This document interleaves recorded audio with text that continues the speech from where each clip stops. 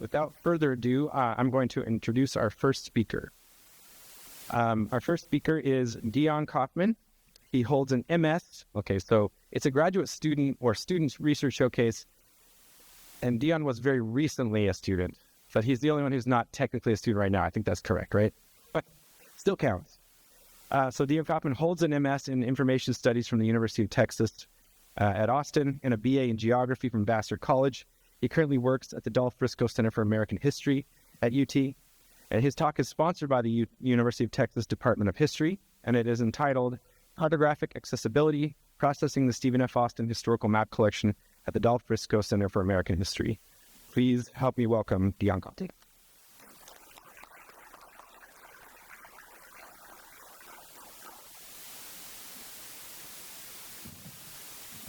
Hello. Well, thank you for that, and thank you for the Department of History for sponsoring this talk. So this presentation will be about providing accessibility to cartographic resources using the Stephen F. Austin maps at the Dolph Briscoe Center for American History, which is on UT campus. Yeah. So the strength of the Briscoe Center's cartographic resources is its Texas Cartography collection, which is an in-depth collection of some 32,000 printed and manuscript maps depicting Texas from the era of the European encounter with the New World to the present. Many of these maps are only findable in a digitized card catalog, which you can see two examples of here. Oftentimes, maps that are a part of a manuscript collection are removed from the collection and placed in a separate map collection, as is the case with this catalog. While this digitized catalog is available to the public on the center's website in the form of a searchable PDF, the cards are not scanned in any order and the maps are not indexed, making it somewhat cumbersome to navigate. Some of the cards contain a unique identifier. You can see here SA113 in the top left of the first card, and may indicate in brackets which collection they are a part of. The first being an example of a map from the Stephen F. Austin collection. Other map cards are not as straightforward. The cards may also contain location information, such as a box number, where they are housed, the place depicted, the date of the map, physical dimensions, and other general notes about their contents. So I devised my master's degree capstone at the School of Information around processing the Stephen F. Austin map collection. This project aimed to increase access to the cartographic resources available at the center through the development of a finding aid, requiring a review and arrangement of all existing descriptive information for the maps.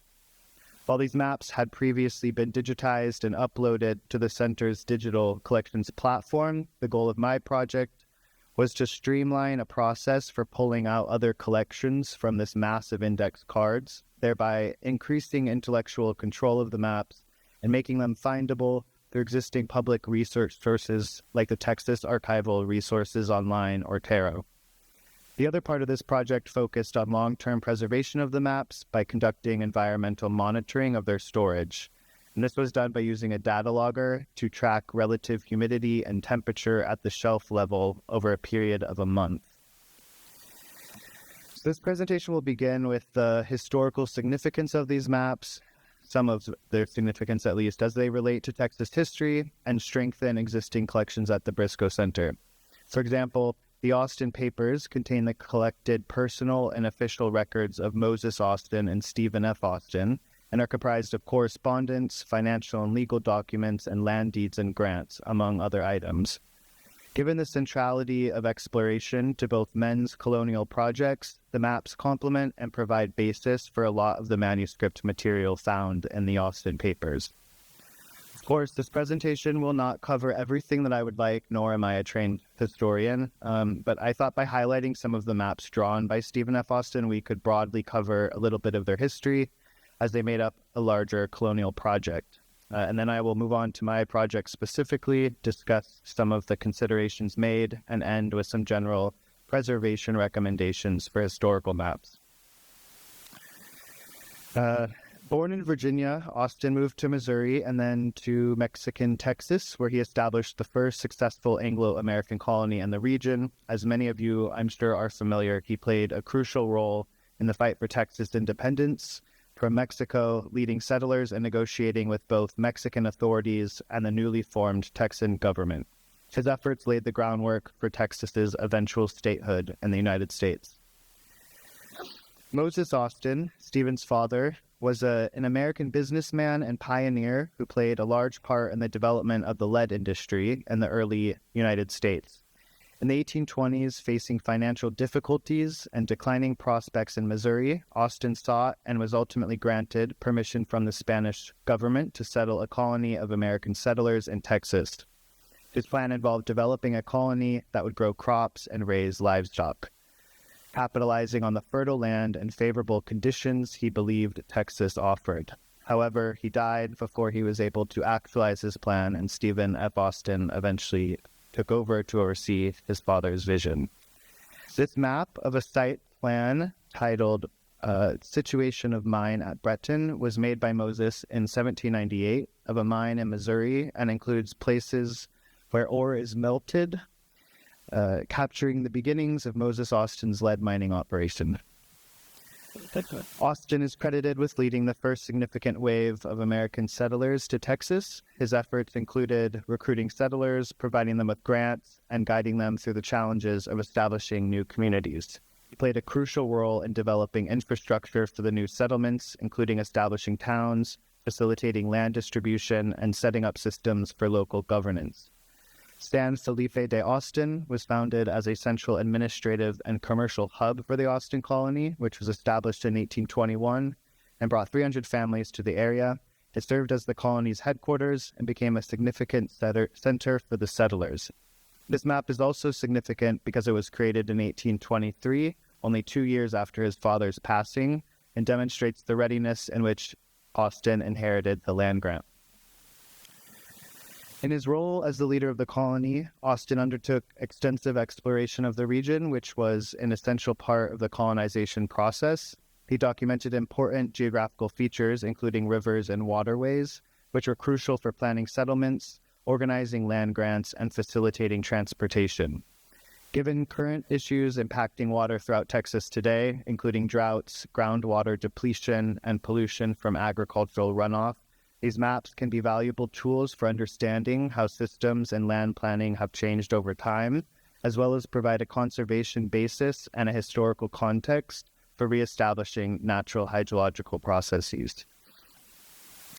The maps also chronicle the plant and animal life that existed in Texas during the early to mid-19th century. Here, he writes, an immense herd of wild horses along the Rio Grande River separating Coahuila and Texas.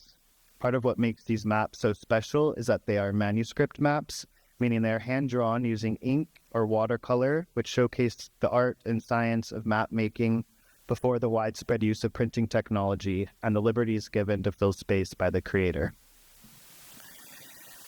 The area of the Austin colony, situated between the Brazos and Colorado rivers in central Texas, was home to several Native American tribes before the arrival of Anglo settlers, including the Caddo tribe, Comanche, Karankawa, Tankawa, and Lipan Apache. Austin's colonization project necessarily involved the displacement and disruption of indigenous peoples' way of life, and I do not mean to gloss over this often violent and complex history.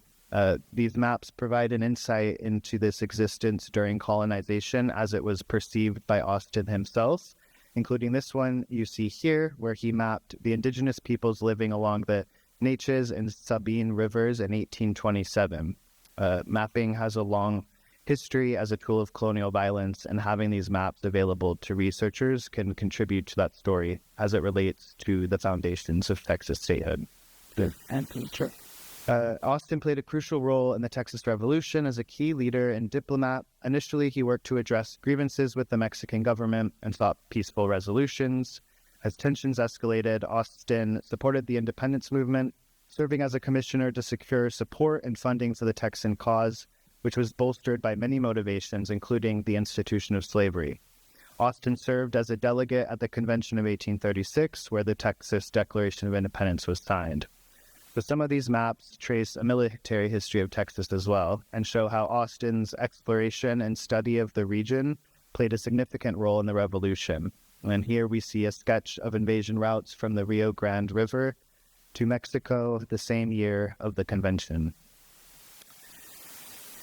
And lastly, these maps serve as a genealogical resource, as they often include the names of settlers and the locations of their plots over time. Here is a map of Austin's Little Colony, which refers to the initial group of settlers, also known as the Old 300, above San Antonio Road. Many of these settlers were Anglo-American farmers and planters that came with their families from the southern United States, particularly from states like Tennessee, Kentucky, and Missouri.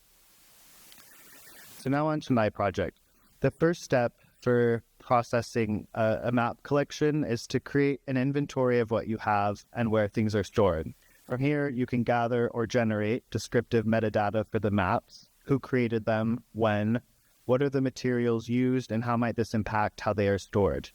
As is the case with the Austin map collection, a lot of this information was included in the card catalog, but this might look different across various archives depending on the maps and the circumstances by which they were accrued.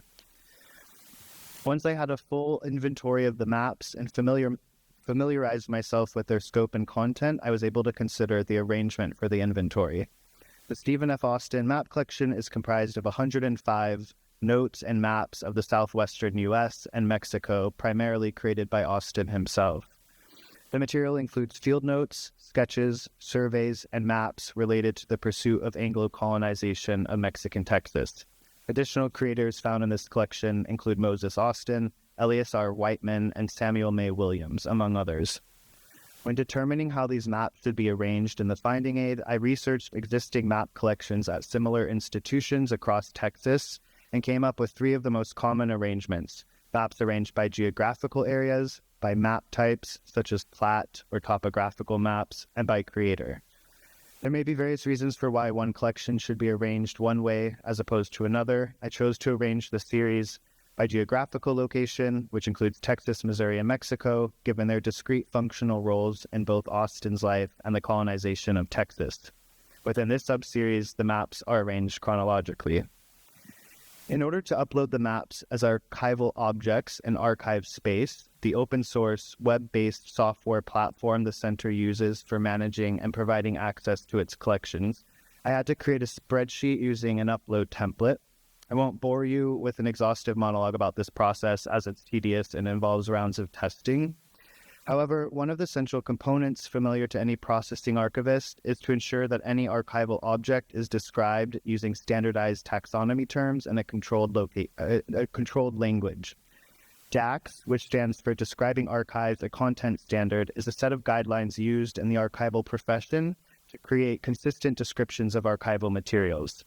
Developed by the Society of American Archivists, DAX provides standards for documenting the content, context, and structure of archives, making it easier for users to understand and locate materials within a collection. It also allows collections to be comparable across different institutions, which furthers their discoverability and usability. Another important resource by the Getty Research Institute is their controlled vocabularies, which provide a standardized set of terms for describing people, places, objects, and concepts. Consistency in description allows for interoperability between different archival systems and institutions.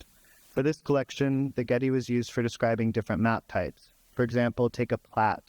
The Art and Architectural Thesaurus defines a plat as being a map, chart, or a plan that shows the location, boundaries, and ownership of individual properties. It also lists the preferred description, plats, as opposed to plat maps or land plats, for example. By using a controlled vocabulary, a researcher can more effectively access the resources they are seeking across different institutions. 2 more slides. As I mentioned earlier, these maps have already been digitized.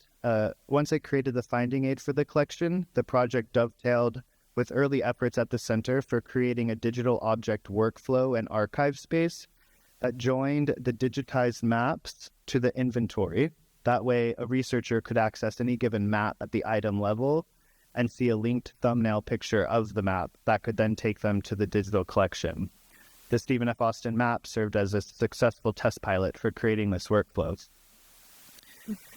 From February 2nd to March 3rd, 2024, I monitored a shelf containing maps from this collection by placing a hobo data logger inside and recording relative humidity and temperature.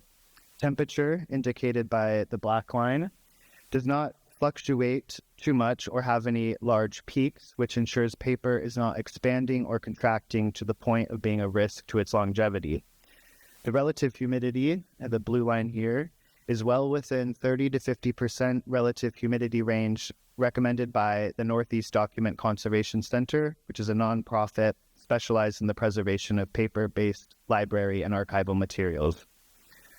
Relative humidity is a measure of the water vapor content of air and can pose risks to manuscript material when it fluctuates. If either of these measurements become extreme or are not monitored properly, they risk paper degradation, the growth of mold and mildew, destabilizing ink and pigments, and chemical changes to paper structure. Two more recommendations. When considering storage, it is important to use materials that are acid-free and lignin-free, such as archival boxes, folders, and sleeves. These materials help prevent chemical reactions that can damage paper. A map should be stored flat whenever possible, stored away from direct sunlight, which can cause fading and deterioration. And last, for manuscript maps, any conservation or treatment efforts should be sure to test a small part of any ink or watercolor to prevent running dye or permanent damage. That's it. I come from the archives world, and so I hope maybe something here was useful. I know a lot of that information is well known, but thank you all for being here.